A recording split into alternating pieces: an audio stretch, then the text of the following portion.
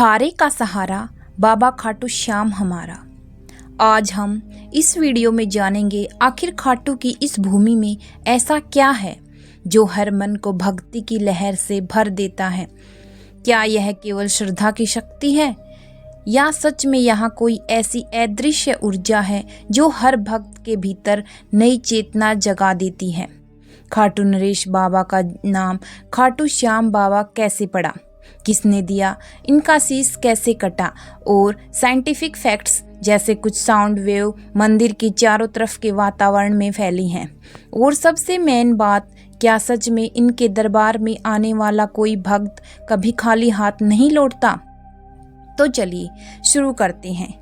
राजस्थान के सिक्कर जिले की तपती रेत धूल के बादलों के बीच एक ऐसी धरती है जहाँ की हर श्वास में, हर बोल में भक्ति की सुगंध घुली है। जब सूरज की पहली किरण मंदिर की सुनहरी शिखा पर पड़ती है तो पूरी खाटू नगरी जैसे जगमगाने लगती है। मान्यताओं के अनुसार खाटू का पुराना नाम खाटकूप था।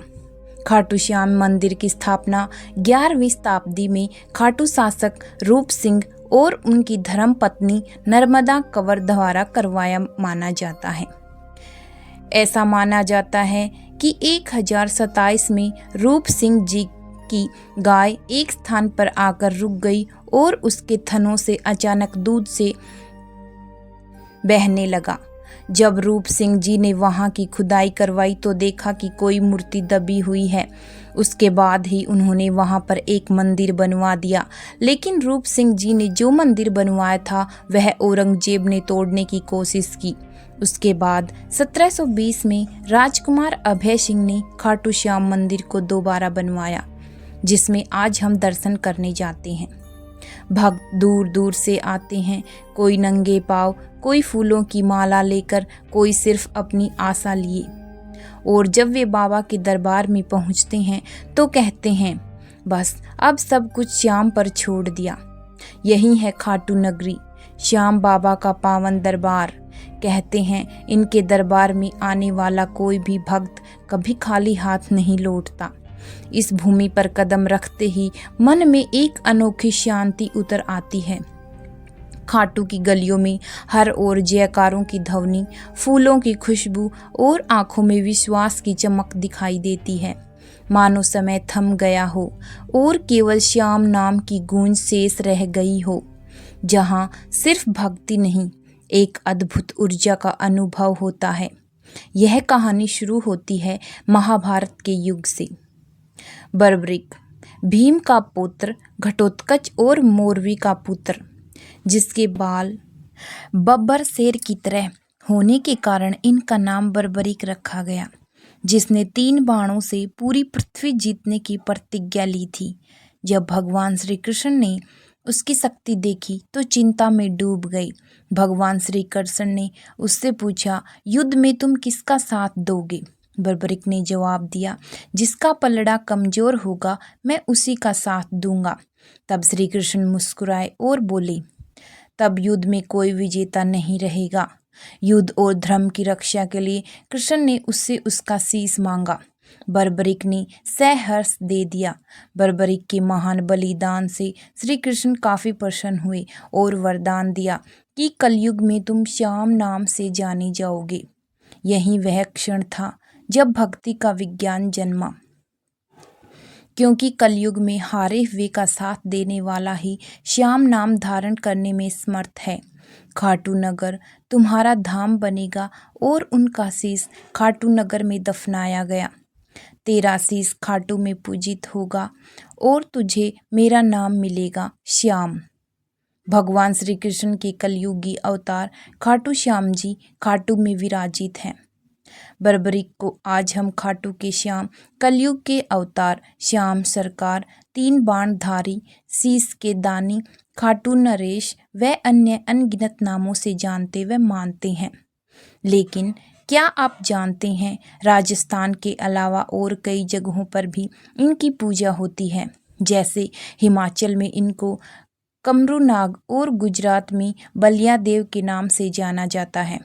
वैसे तो इनको भीम का पुत्र और घटोत्कच का बेटा माना जाता है, लेकिन गढ़वाल और बुंदेलखंड में इनको भीम और एक नाग कन्या का पुत्र माना जाता है। तभी से यह भूमि बनी खाटू श्याम धाम और चमत्कारिक शक्ति का केंद्र। मान्यता है कि यह स्थान 12वें युग में भी जीवंत रहेगा, जहां हर भक्ति, हर प्रार्थना बाबा के शीश से होकर ब्रह्मा की ऊर्जा से जुड़ती है। लेकिन क्या आपने कभी सोचा है कि आखिर ये ऊर्जा कहाँ से आती है?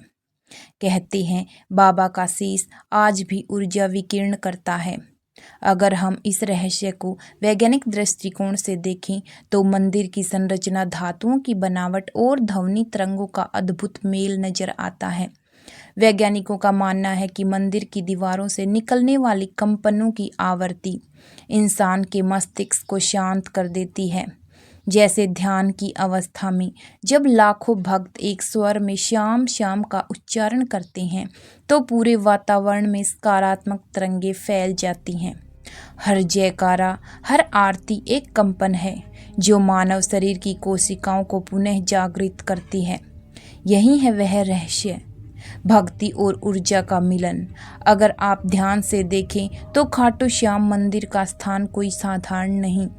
यह स्थान भारत के ऊर्जा ग्रिड पर स्थित उन बिंदुओं में से एक है जहां पृथ्वी की चुंबकीय रेखाएं मिलती हैं। यही कारण है कि यहाँ हर व्यक्ति को एक अलौकिक शांति का अनुभव होता है। कई भक्त बताते हैं कि यहाँ आकर उन्हें अपने भीतर की एक नई शक्ति का एहसास हुआ। किसी को असंभव कार्य में सफलता मिली, किसी ने निराशा से मुक्ति पाई। शायद यह वही ऊर्जा है जिसे बाबा अपने आशीर्वाद से फैलाते हैं। खाटू श्याम बाबा का मंदिर सिर्फ ईंट और पत्थर का ढांचा नहीं, यह मनुष्य और ब्रह्मा के बीच ऊर्जा का सेतु है। यहाँ आकर मन शांत होता है, क्योंकि बाबा हमें याद दिलाते हैं कि शक्ति बाहर नहीं, हमारे भीतर भी है।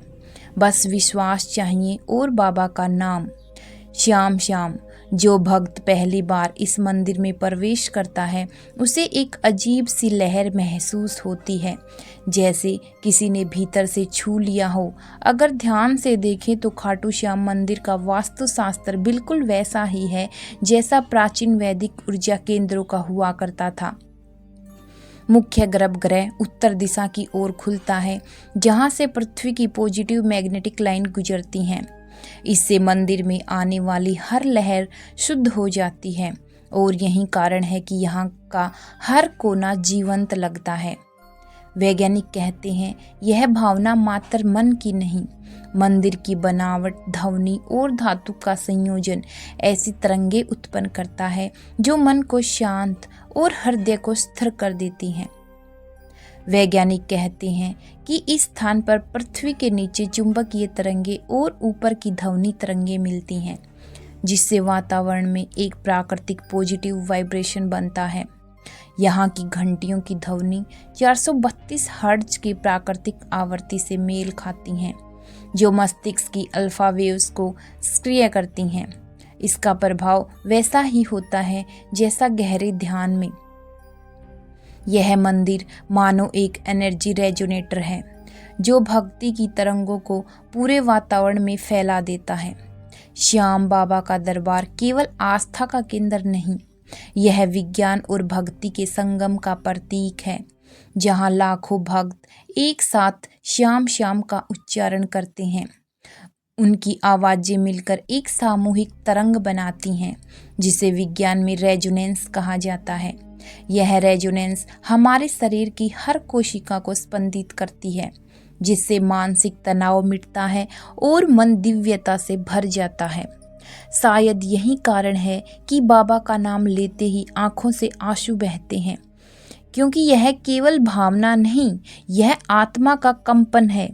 खाटू श्याम मंदिर का स्थान संयोग नहीं, बल्कि ब्रह्मांड की योजना है। यह स्थल भारत की उन ऊर्जा रेखाओं पर स्थित है जहां पृथ्वी की चुंबकीय शक्ति विशेष रूप से सक्रिय रहती है। प्राचीन वास्तुशास्त्र कहता है मंदिर वहीं बनाए जहां धरती की पृथ्वी शक्ति और आकाश की ब्रह्मा शक्ति मिलती हो, और यही खाटू की शक्ति है। यहाँ धरती की ऊर्जा ऊपर उठती है और भक्त की भक्ति उसे ग्रहण करती है। यही कारण है कि यहाँ हर कदम पर मन को हल्कापन और आत्मा को शक्ति मिलती है। कई भक्तों ने बताया कि बाबा की शरण में आने या श्याम कुंड के जल को छूने मात्र से कई असाध्य रोग और कष्ट दूर हो जाते हैं। हजारों भक्त अपनी मनोकामनाएं लेकर खाटू श्याम आते हैं और बाबा श्याम उनकी मनोकामनाएं पूरी करते हैं। भक्तों का विश्वास है कि जब कोई और रास्ता ना बचे तो बाबा श्याम ही उन्हें सही राह दिखाते हैं।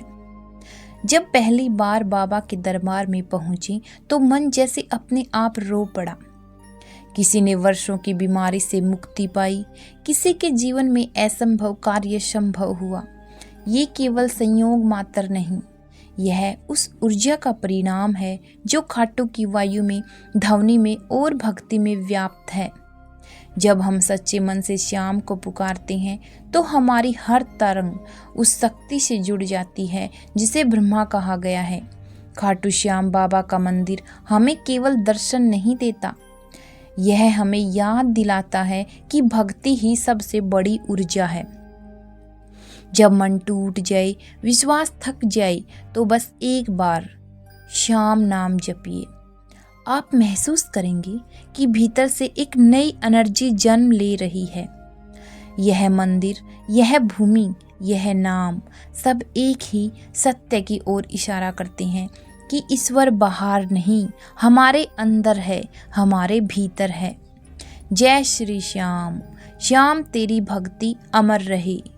हारे का सहारा